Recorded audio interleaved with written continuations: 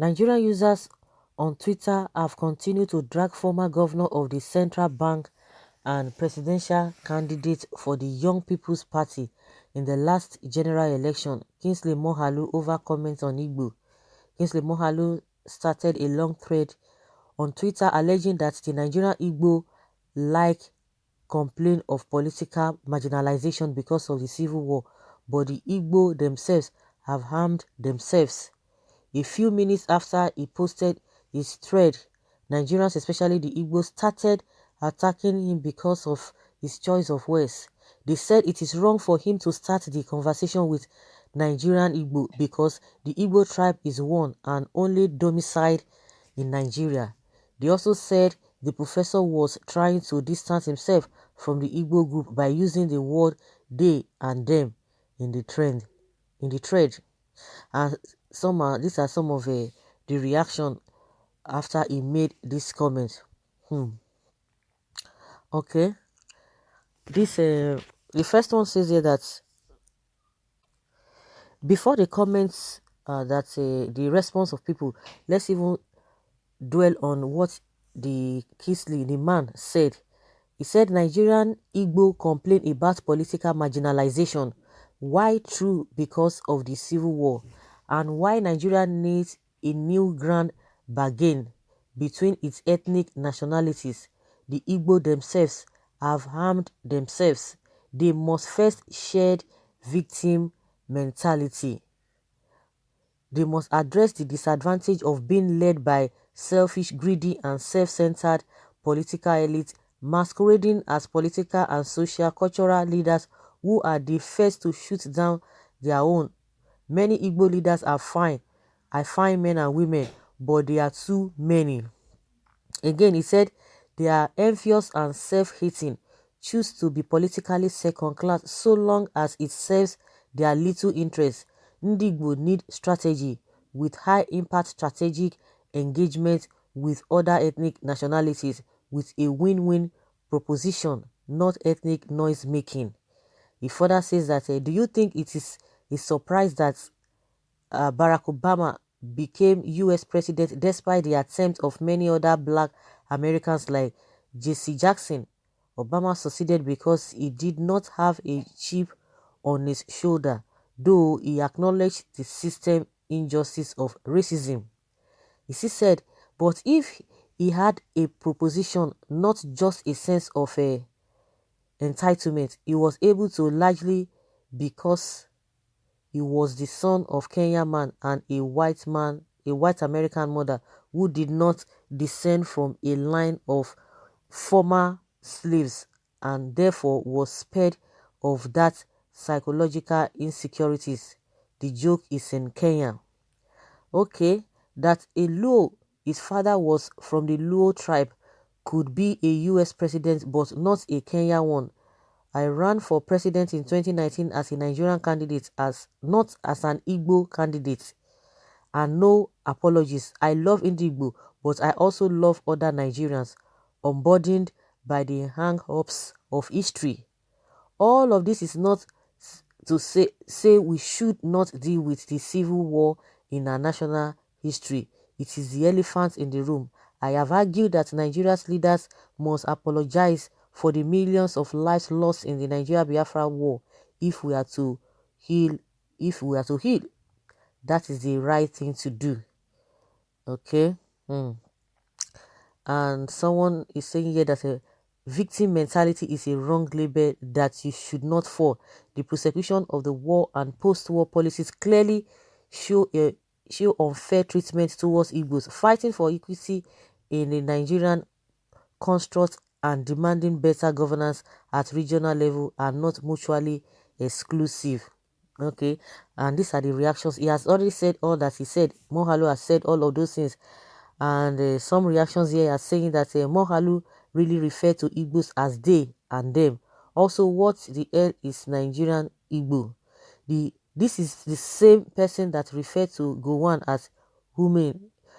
Mr. Moghalu uses they and them in this thread because maybe he doesn't consider himself Igbo, or at least he sees himself as someone looking in from the outside, and maybe he is because WTF is Nigeria, Igbo, and victim mentality and unburdened by the hang-ups of history. What do you mean by Nigeria, Igbo? Putting Nigeria first before Igbo. That was international. That was intentional. Secondly, how have we armed ourselves in Nigeria? Again, how do we shed victims mentality? This sounds like what a BMC would say. You are part of the leaders, so you must address you too.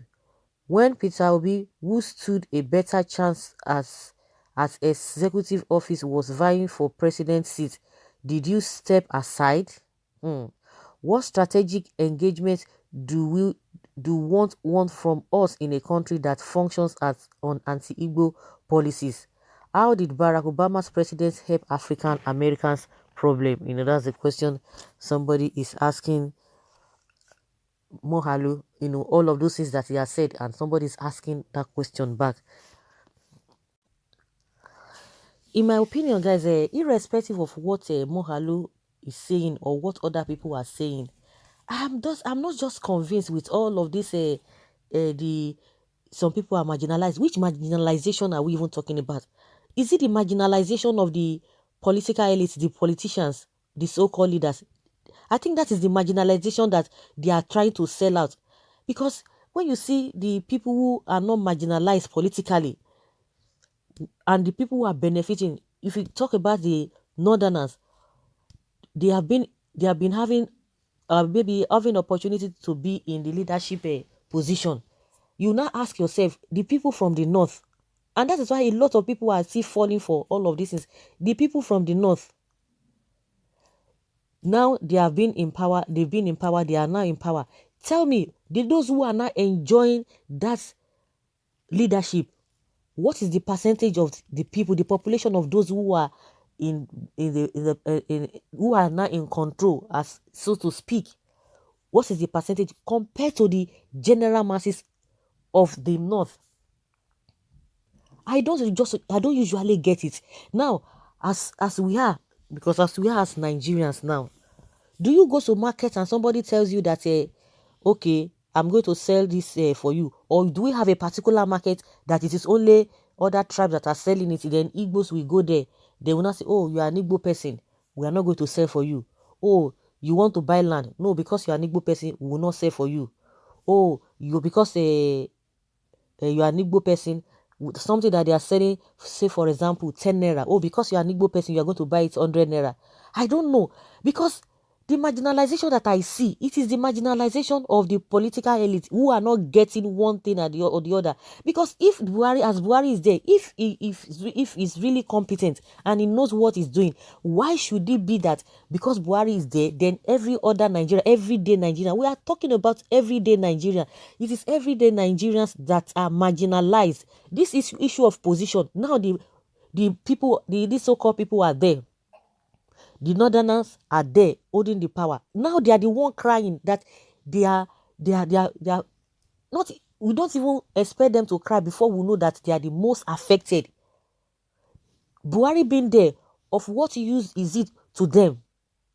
Of what value is it to the people? See what we are talking about, the insecurity in that area, and yet they have somebody who is a northerner. When Goodluck Jonathan was there, they felt that he was trying to diminish or reduce the population of the people by fighting those people, these Boko people. Now Buhari is there. What has changed? It's even getting worse. Now they have come out to protest and burning down his billboard, meaning that they don't have anything to do with him because they believe he has failed them. So those who are burying the bodies, how do you expect them to feel? So, because when you talk, let us even get it, and I will continue to say it until people come to that level. Let's reason from that angle. Now, you talk about because the most of the time is always between the southwest and the north rotating the power. Now the southwest, they've been having a share or be a fair share of the dividends of or maybe getting appointments here and there. Then tell me, how has it affected a man on the street? So does it mean that we have a market for for Hausas, or market for Igbos, or market for the Yorubas, or market for the people from the middle belt and south south. I don't understand. If you want to rent house, the economy that is biting everybody. The insecurity is biting everybody.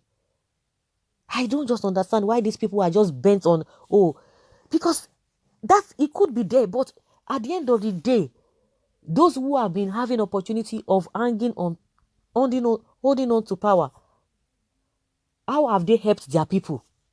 Goodluck Jonathan was there, and his place is as miserable as he before, even as it was before he got there.